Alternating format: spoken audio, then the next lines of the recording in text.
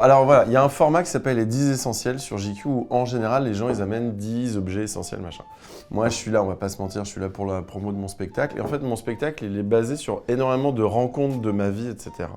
Donc du coup je me suis dit, si on faisait les 10 ex essentiels.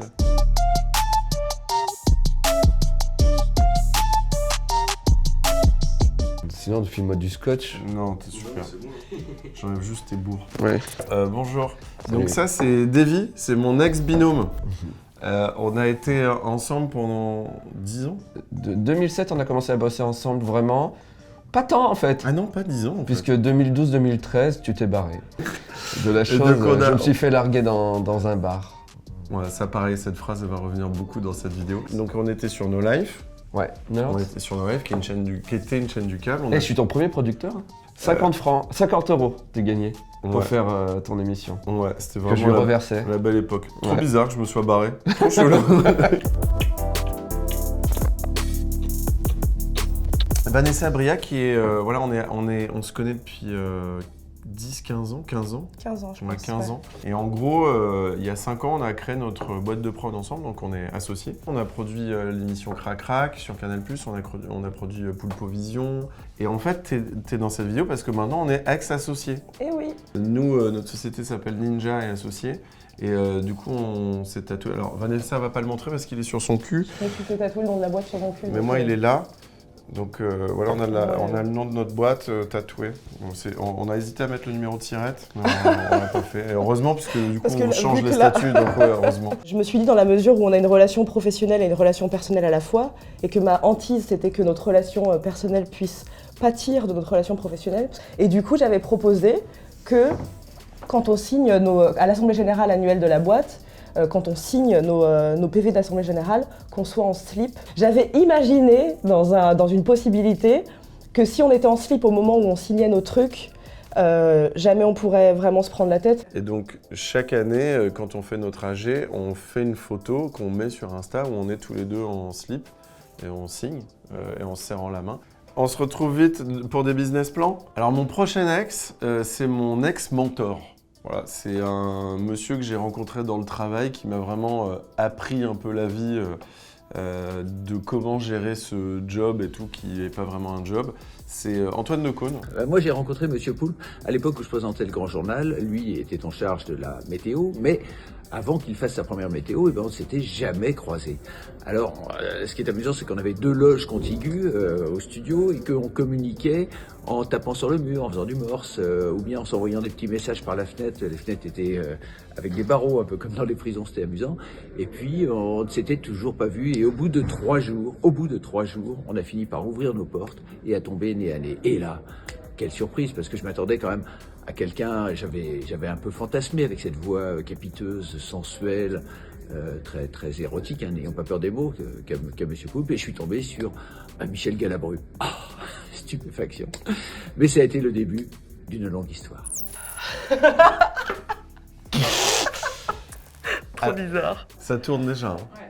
Anne-Sophie Delcourt, qui est une de mes grandes ex essentielles. Et donc, quand on était ensemble, t'es venue une idée. Non, en gros, on est ensemble depuis quelques mois, c'est la lune de miel, mais on ne sait pas comment on gère notre contraception, étant donné que moi je prends plus la pilule et que toi t'aimes pas trop le préservatif. Moi, je jouis partout, ouais. Et qu'est-ce qu'on fait? Est-ce qu'on veut un enfant ou pas? Moi, j'ai dit, en vrai, autant que je fasse une vasectomie, moi, je veux pas d'enfant et tout. Et comme ça, on élimine le problème et tu te fais pas chier avec des moyens contraceptifs et tout. C'est parti de là, la conversation. Ouais. En fait, du coup, c'était une inspiration pour faire une BD sur la contraception masculine, où en fait, on se dit les choses qu'on s'est pas trop dit dans la vie. Non. Et donc, du coup, il y a une BD qui est sortie. Bon, elle m'a demandé mon avis. Quand même, elle m'a dit, ça te dérange ou pas? Je suis dit, non, vas-y. Dans mes 10 ex essentiels, je vous présente Timothée Hochet.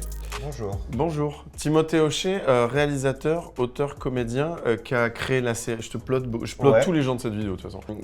Créateur de la série Calls, sur Canal+, qui a ensuite été adapté aux États-Unis. Et en fait, on a fait ensemble la série des frères Pétou. Bon, le principe, c'est en gros, c'est 2 frères, donc je joue tous les rôles, hein, mais c'est 2 frères paysans qui tiennent une station-service et qui vendent des fromages. Et en gros, leur quotidien est tout le temps bouleversé par des venues de personnages très étrangers. Ouais. Et donc pour ça, on a tourné En 10 jours. en 10 jours. En 10 jours, une série qui a une sorte de film d'1 heure et quart. Ouais. Et où Poulpe, du coup, joue tout. Donc en fait, c'est tout repensé parce qu'un chant peut être fait avec un contre-chant 3 jours après, même une semaine après. Je suis amusé à t'appeler juste par le prénom des personnages. Parce qu'il y avait quand même un truc étrange avec les prothèses et tout ça, avec les performances de Poulpe, où on oublie Poulpe assez rapidement. Et donc, je t'appelais Patrick, je t'appelais Michel. En fait, c'est très perturbant parce que les fins de tournage pour les persos, lui, il le faisait vraiment comme si c'était une fin de tournage d'un vrai comédien. Et moi, j'ai viré schizo, mais vénère, où du coup, il y avait des jours où il disait « Bon, c'est la fin de tournage pour Patrick et tout ». Et moi, j'étais triste. T'as créé un environnement très schizophrène. Toxique, un environnement toxique, moi j'aime bien. Où les gens venaient faire des photos avec le personnage parce qu'après, ils partaient. On oui. dit qu'on n'est pas ex et on refait une histoire... Ça me va, Ok, super. très bien. Alors, ma prochaine ex, elle est en vidéo. Elle pouvait pas être là aujourd'hui. C'est Laurie Tillman. Et alors là, vous vous dites... Comme ça. Donc, c'est Laurie Tillman, c'est mon ex voisine. Voilà, je vous ai bien attrapé. On est en vidéo, mais par contre, Laurie, je sais pas, t'es en direct ou c'est enregistré, Laurie? C'est enregistré. Salut tout le monde. Alors, avec Poulpe, on a été voisins pendant à peu près 1 an et demi. Et je crois que ce que je préfère chez lui, c'est son chien. Je le croisais souvent lorsque je sortais de chez moi, je le caressais, on se faisait des petits dîners. Et en fait, pendant 1 an et demi, j'ai appelé son chien Horton, alors qu'il s'appelle Gordon. Voilà, donc Horton, si tu regardes cette vidéo, pardonne-moi de tout mon cœur. Promis, je t'enverrai tout plein de croquettes. Alors, je vous présente Kevin. On se connaît pas. Kevin, on se connaît pas, c'est un ex-spectateur. Sans trop dévoiler ce qui se passe dans mon spectacle, il y a des moments où je joue un peu avec les gens dans la salle. Et Kevin m'a fait beaucoup rire ce jour-là. Et donc, on a échangé un peu après par DM. Et donc, quand on a mis en place cette vidéo, je l'ai contacté en disant « Gars, on se connaît pas, mais j'ai un truc un peu débile à te proposer. Est-ce que tu veux bien faire mon ex-spectateur dans cette vidéo ?» Donc, il s'avère, le hasard fait que Kevin, je fais ton pédigré.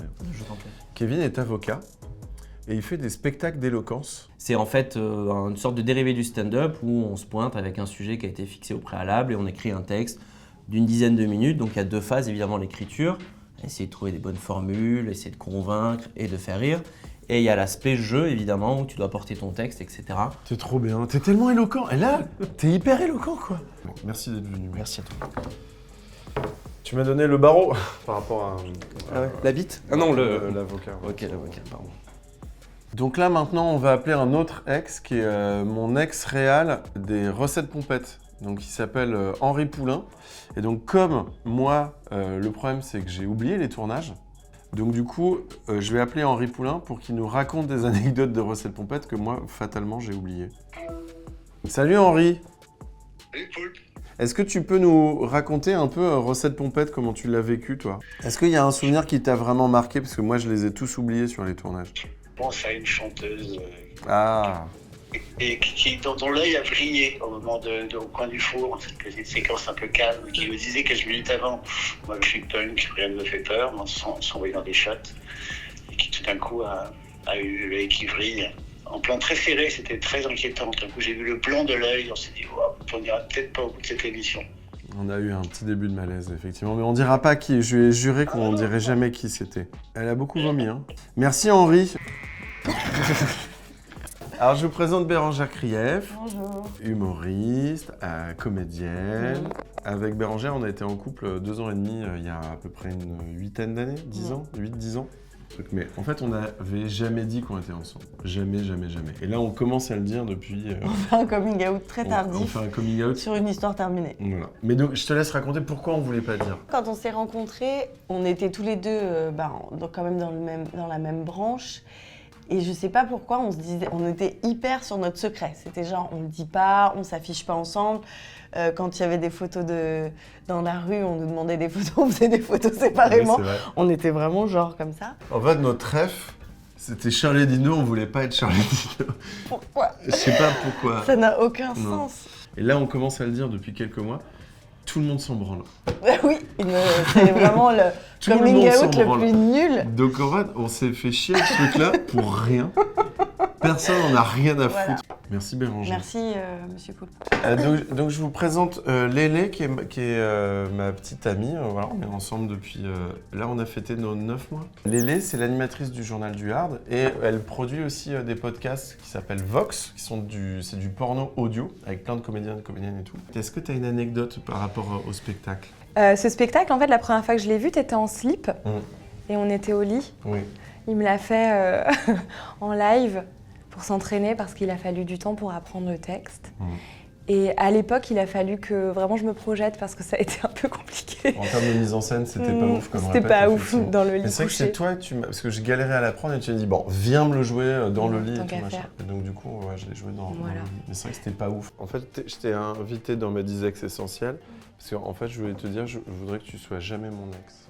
Je voulais te dire. Oh, c'est vrai? Oui. Oh, ça me touche. Bah alors du coup, je vais annuler mon date avec Nagui.